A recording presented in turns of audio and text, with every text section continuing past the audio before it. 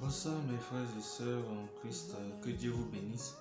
Alors je suis très heureux de vous retrouver encore ce soir.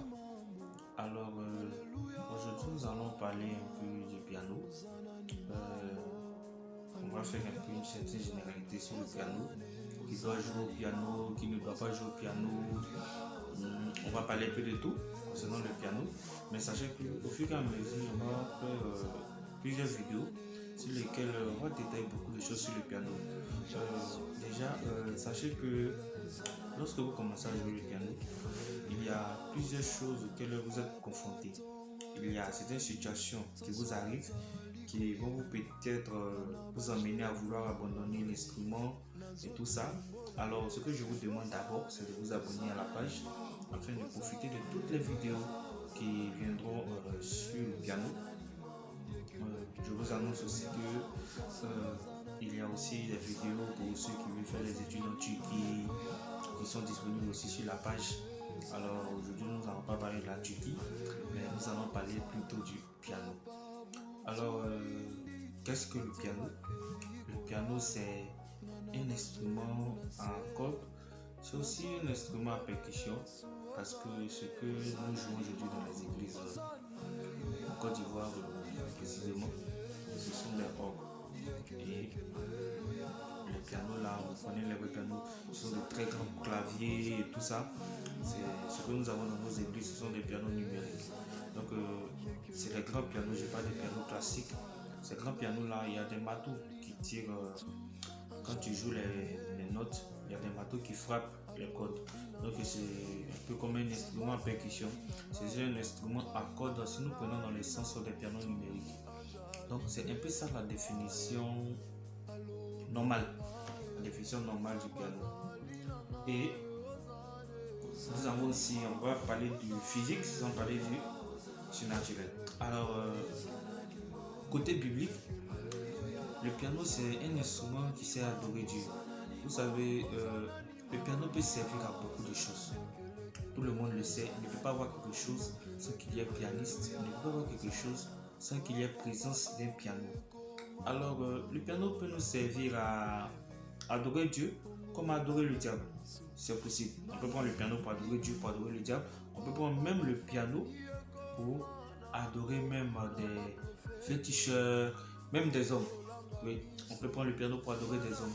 Parce que le piano est un instrument vraiment sacré.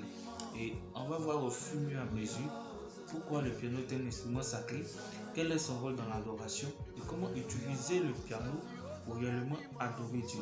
Et c'est très important. Déjà, sachez que le piano est un instrument très sacré. Quand nous prenons par exemple le cas du piano numérique, vous allez voir qu'il y a plusieurs sons là-dedans. Le piano lui-même, le son normal. Sachez que les autres types de piano essayent de tendre vers le piano original, qui a le son original du piano. Si vous prenez un piano classique, le son que vous entendez, c'est le son original du piano. Les autres pianos ont été fabriqués dans le sens où ils veulent atteindre ce même son-là à la perfection, c'est-à-dire le son du piano classique. Donc, pour tous ceux qui veulent jouer au piano, tous ceux qui apprennent le piano, tous ceux qui jouent déjà au piano, sachez que déjà c'est un instrument très sacré quand on parle d'adoration. Et pour ceux qui sont déjà chrétiens, ils savent déjà un peu ce que c'est que l'adoration au Seigneur, ils savent un peu ce que c'est que le sacerdoce. On va en parler parce qu'il faut en parler. Et ceux qui savent aussi comment ça se passe lorsqu'on joue, qu'est-ce qu'on communique au peuple de Dieu, les prédispositions, la disposition qu'il faut avoir avant d'entamer ton culte. Nous allons en parler, parce que c'est vraiment important. Il faudrait qu'au travers de nos jeux, le Seigneur Jésus soit satisfait. Il faudrait qu'au travers de nos jeux, les personnes soient guéries. Il faudrait qu'au travers de notre jeu, plusieurs personnes puissent retrouver le Seigneur Jésus-Christ dans notre façon de jouer au piano.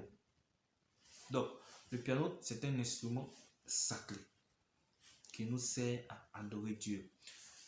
Je vais prendre un exemple. Quand on parle de sacré, si tout de suite on prend du bois, je prends du bois et je dis par exemple, toi à partir d'aujourd'hui, c'est toi je prends pour taper sur le sol. Et quand je vais taper sur le sol 4 fois, cette personne que je vais prononcer peut-être le nom de quelqu'un, cette personne-là sera maudite. Automatiquement, le bois devient pour moi un instrument sacré parce qu'il me permet de faire quelque chose, il me permet de provoquer quelque chose, il me permet d'entamer quelque chose. Donc, le piano que nous l'utilisons pas pour notre plaisir, nous l'utilisons pour adorer Dieu, nous l'utilisons pour accompagner la musique, nous l'utilisons pour monter vers le ciel et aussi faire monter les parfums d'adoration vers le ciel. Donc quand tu joues, toi-même déjà, tu dois être transporté par ce que tu joues, toi-même tu dois monter et aussi tu dois faire monter le parfum qui accompagne par ton adoration. Donc le piano, du moment où nous l'utilisons pour adorer Dieu, devient en quelque sorte un instrument sacré. Parce que tout ce qui touche à Dieu est sacré. Nous-mêmes, nous sommes sacrés et nous-mêmes, nous sommes consacrés. Donc, le piano est un instrument consacré pour l'œuvre de Dieu. Pour ceux qui veulent jouer pour le Seigneur. Alors, je vais vous expliquer un peu encore le sacré. Quand vous prenez par exemple de l'eau, vous prenez de l'eau, vous prenez la terre. Lorsque vous connaissez un peu l'inhibation, pour ceux qui connaissent l'animation, c'est bon, tu renverses l'eau à terre, tu parles. Si vous allez faire, vous prenez par exemple le piano, et essayez de communiquer quelque chose. Par exemple, si vous êtes triste, jouez et vous allez voir que vous allez communiquer quelque chose au travers de vos jeux. Et c'est ce que vous allez communiquer là. La personne qui va entendre cela va automatiquement ressentir la même émotion que vous. Là, vous venez de communiquer quelque chose au travers de cet instrument qui est sacré. C'est-à-dire, même si nous enlevons dans le cadre de Dieu, le piano à lui seul déjà est un instrument, comme on peut le dire, bizarre. Et bizarre, on connaît ce que c'est que bizarre. On sait que quand on dit que c'est bizarre, c'est qu'on n'arrive vraiment pas à trop cerner. Donc, c'est un instrument vraiment sacré. Et je demande à chacun d'entre nous de vous abonner parce que nous allons vraiment parler du sacré. Encore le piano est vraiment sacré. On connaît un peu ce que c'est que le sacré. Je viens d'expliquer un peu ce que c'est que le sacré. Et désormais, lorsque vous utilisez le piano, sachez déjà que c'est un instrument sacré et consacré pour l'œuvre de Dieu. Quand nous voyons un peu dans la Bible, Élisée, David, Élisée, lorsqu'il voulait prophétiser, il a demandé à ce qu'on lui envoie un joueur d'harpe. David était un instrumentiste. On a vu un peu le rôle de la musique. Lorsque le peuple d'Israël partait en guerre, Dieu a demandé à ce que les chantres soient au devant, dans 2 Chroniques 20, versets 21 à 22.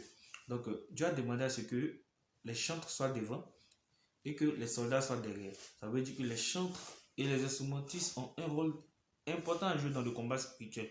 Donc, en tant que pianiste, tu as aussi ton rôle à jouer dans le combat spirituel. Donc, aucun détail n'est négligé dans ce qui est spirituel. Aucun détail n'est négligé dans les choses spirituelles. Que tu sois pianiste, que tu sois joueur de tam-tam, que tu sois même joueur de flûte, aucun détail n'est négligé dans le côté spirituel. Celui qui néglige un détail dans le côté spirituel en paye très cher. Parce que lorsque nous arrivons dans le spirituel, ce n'est plus le physique. Voici pourquoi je parle de consacré et de sacré. Donc, quelqu'un qui n'est pas prêt à se consacrer à l'œuvre de Dieu ne doit pas venir jouer au piano. Parce que lorsque tu prends la décision de jouer au piano pour Dieu, automatiquement, on va te consacrer et ce que tu vas jouer est sacré. Et la mélodie que tu vas faire monter est un parfum de bonne odeur vers le Seigneur. Donc, le piano, c'est vraiment un instrument sacré. Alors, je demande à chacun d'entre nous de prier, surtout prier, toujours se sanctifier avant de venir toucher au piano, parce que c'est vraiment important la sanctification. Demandez au Saint-Esprit de le conduire. Être toujours conduit par le Saint-Esprit. C'est vraiment important d'être conduit par le Saint-Esprit lorsque vous venez jouer au piano. C'est très important. Et comme ça, vous ferez un culte raisonnable et agréable aux yeux du Seigneur. Alors, c'est tout pour aujourd'hui. Je vous donne encore rendez-vous la semaine prochaine pour une nouvelle vidéo sur le piano. Merci.